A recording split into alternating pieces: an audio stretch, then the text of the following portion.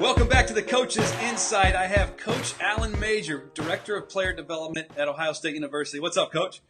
What's up, Richie? Thanks for having me, man. Good to see you. It's really good to see you, too. You're in my home state of Ohio, so that makes me happy. Well, I want to talk about player and skill development with you. There's player and skill development, and then there's the process of player and skill development, which I know is your expertise. So can you shed some light on that for us? Yeah, expertise and me rarely fall in the same sentence. But I think the thing about player development in general is making sure that you try to create a picture for each guy of what's the best snapshot of him look like as a ball player, as a student, and then as a person. And so that's kind of the overall view of what player development, at least in my belief, is, and that's what I feel like coaching should be about. It shouldn't just be about, how many buckets can you get. It should also be about you maxing out as a student, and then you also maxing out and being the best possible man you could be. I mean, the 18 to 22-year-old time frame for young men is crucial. And you only get so much time in that window to do everything you can to try to help guys out. And so, but that's exciting. I look at it as a golden opportunity, and it's a blessing and a privilege to be a part of this profession where you can impact guys literally in that last lap before they step into the real world. So the overall player development part is really about those three things. And then the process itself is the day-to-day in my mind, of what kind of routine does a guy have in all those three areas? Does he get in and have a part of the day where he can get in and get his shots and work on his craft? And then does he have an academic routine, where he's clear about where he's supposed to be, who he's supposed to be with, things he's supposed to do? And then, as a man, every guy's different. Matter of fact, one of our guys, I won't mention his name because he'll probably kill me if he hears this, but, he stood up and spoke at a student athlete skill or a life skills deal this summer. And a year ago, he probably wouldn't have dreamed of stepping up and standing up and speaking in front of a room full of people. Well, I'm a little crazy, a little quirky. I celebrated that as if he had just kicked a game-winning field goal because, for that kid, that was a huge development step as a man to actually stand up in a room and have to talk to some people, some of his peers even, and you're afraid of the chuckles and the giggles and maybe getting laughed at, but he stood up and fought right through it.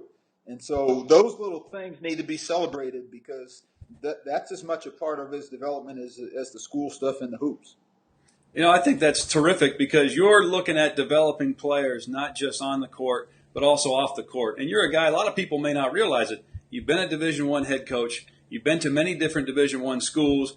You've coached two number one NBA draft picks in Michael Olowokandi and Greg Oden. And so, this is an area that I think you certainly have the expertise in. What are some areas in this category? What are some areas other coaches could improve in?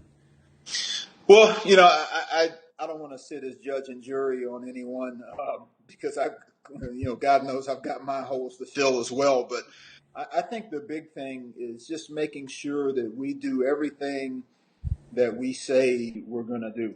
When we go into a home visit and we talk to a mom and dad or grandparents or the circle of a kid's family, all the points that we make about the things that we want to do, if we were to get that kid to come to our place, you want to make sure as best you can, no one's perfect, but as best you can that, everything you do lines up with everything you said. Because kids don't get enough credit for being sharp and intelligent. They're almost like dogs in terms of how they can pick up and read if you're really sincere or if you're just kind of blowing smoke. And as I've had time to reflect in the 15 months away from the game, I looked at a lot of things I did great as a leader and a coach. A lot of things I stunk at as a leader and a coach that I have a chance to get better at. So I also think development is a two-way street, meaning that it's not enough just for the coach to say, hey, I need you to go work on this, this, and this.